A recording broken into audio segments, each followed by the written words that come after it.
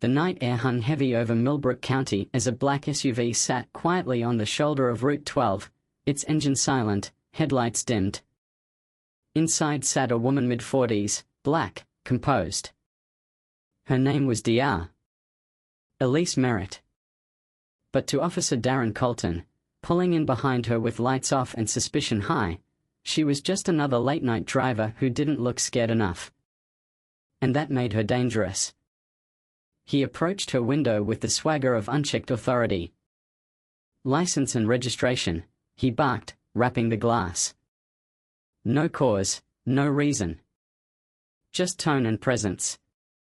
Elise rolled the window halfway and handed him her papers calmly, her voice smooth.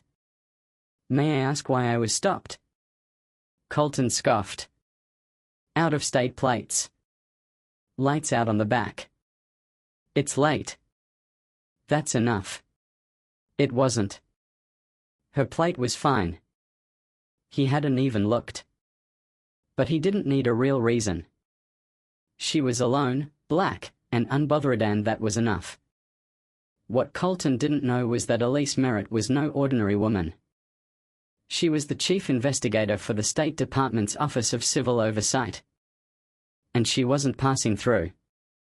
She was there for him. For months, her department had tracked abuse complaints linked to Colton false stops, aggressive behavior, suspiciously missing body cam footage. Nothing stuck. Witnesses were pressured. Reports were buried.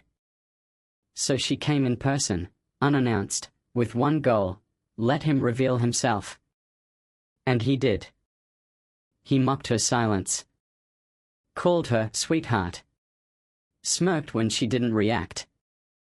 He radioed for backup officer Ryan Vu, younger, quieter, who arrived and stood just behind him, observing. Elise said nothing. Just watched.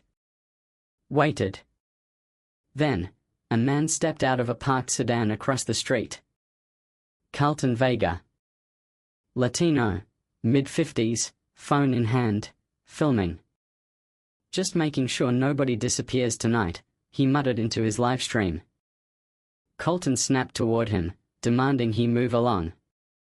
Carlton didn't. He'd met Colton before 5 years earlier, behind a liquor store, bruised and ignored. Now he was watching. And recording. Another woman joined. Janine Holloway. White, late 50s, church dress, eyes sharp. She said nothing at first, then calmly asked, "Is she under arrest?" and started recording, too. Colton's grip tightened. This wasn't a traffic stop anymore, it was a spectacle. And the more Elise stayed silent, the more he unraveled. "You think you're better than me," he sneered, stepping closer. "You people always do. Flashy car, no fear. I could search this whole vehicle if I wanted." Elise finally looked at him. Calm. "Unless you have probable cause, I'd prefer you not violate my civil rights tonight." His jaw clenched. She hadn't shouted. She hadn't resisted. And yet the power shifted.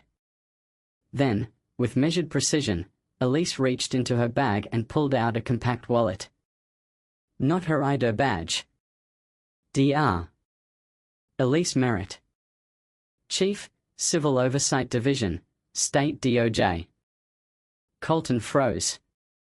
Vu inhaled sharply. Carlton's livestream caught every word. "You just profiled your superior officer," she said, voice low. "At a traffic stop you initiated without cause. On camera. With witnesses." His face blanched. "You never identified yourself." "I wasn't required to," she replied. "But you just confirmed everything we've been investigating." She opened her laptop.